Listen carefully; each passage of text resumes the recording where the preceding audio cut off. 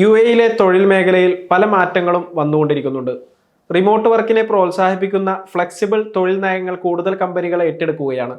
പ്രവാസികളുടെ കുത്തൊഴുക്ക് കാരണം ശമ്പളം വർദ്ധിക്കുന്നില്ലെന്ന തരത്തിലുള്ള റിപ്പോർട്ടുകളും യുഎഇയിൽ നിന്ന് പുറത്തുവരുന്നു.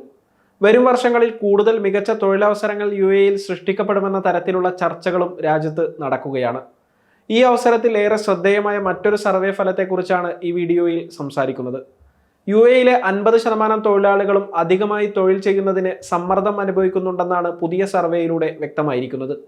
വിവിധ മേഖലകളിൽ തൊഴിൽ ചെയ്യുന്ന 2700-ലധികം തൊഴിലാളികൾ പങ്കെടുത്ത survey recruitment and IT service കമ്പനിയായ ഹലിയൻ ആണ് നടത്തിയത്.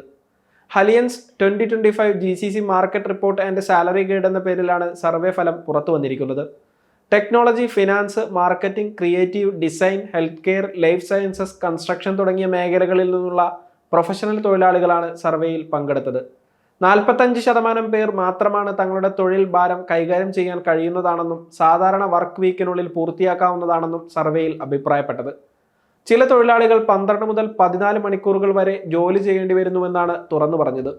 കൺസ്ട്രക്ഷൻ മേഖലയിൽ ആദ്യ ജോലി ലഭിച്ച ഇന്ത്യൻ പ്രവാസി യുവതിയാണ് 14 മണിക്കൂർ വരെ ജോലി ചെയ്യേണ്ടി വരുന്നുവെന്ന് വ്യക്തമാക്കിയത്. ഇവർ അജ്മാനിൽ താമസിച്ച് ദുബായിലേക്ക് യാത്ര ചെയ്താണ് ജോലി ചെയ്യുന്നത്. അധിക ജോലി സമയം വലിയ സമ്മർദ്ദം നൽകുന്നുവെന്നും രാവിലേക്ക് ആവശ്യമായ റിപ്പോർട്ട് തയ്യാറാക്കാൻ രാത്രി 2 മണി വരെ ജോലി ചെയ്യേണ്ടി വരാറുണ്ടെന്നും പ്രവാസി വ്യക്തമാക്കിയതായി കലേജ് ടൈംസ് റിപ്പോർട്ട് ചെയ്യുന്നു.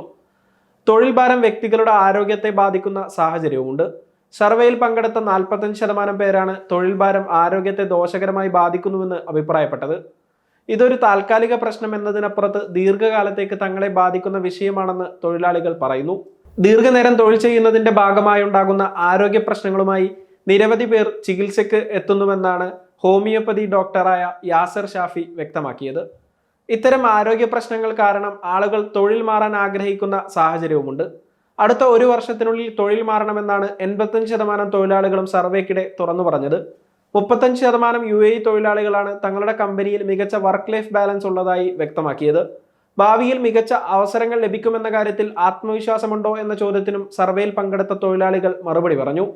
41% പേരാണ് ഭാവിയിൽ രാജ്യത്ത് മികച്ച തൊഴിലവസരങ്ങൾ ലഭിക്കുമെന്ന് ആത്മവിശ്വാസം പ്രകടിപ്പിച്ചത്. തൊഴിൽ മാർക്കറ്റിൽ വരുന്ന മാറ്റങ്ങൾ പരിഗണിച്ച് പുതിയ കോഴ്സുകൾ പഠിക്കുന്നവരും സർട്ടിഫിക്കേഷൻ നേടുന്നവരുമായ നിരവധി പേരാണ് യുഎഇയിലുള്ളത്. യുഎഇ, സൗദി അറേബ്യ തുടങ്ങിയ രാജ്യങ്ങളിലെ തൊഴിൽ മാർക്കറ്റുകൾ തമ്മിലുള്ള താരതമ്യം തുടങ്ങിയ പല പ്രധാന കാര്യങ്ങളും സർവേയുടെ ഭാഗമായി പഠനവിധേയമാക്കിയിട്ടുണ്ട്.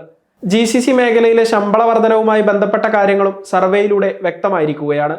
40% GCC പ്രൊഫഷണലുകളും ഈ വർഷം ശമ്പളത്തിൽ 5 മുതൽ 10% വരെ വർധനവുണ്ടായതായി വെളിപ്പെടുത്തി. ഇതിൽ 49% പേർക്കും അവരുടെ പെർഫോമൻസ് അടിസ്ഥാനമാക്കിയാണ് ശമ്പളം വർദ്ധിച്ചത്.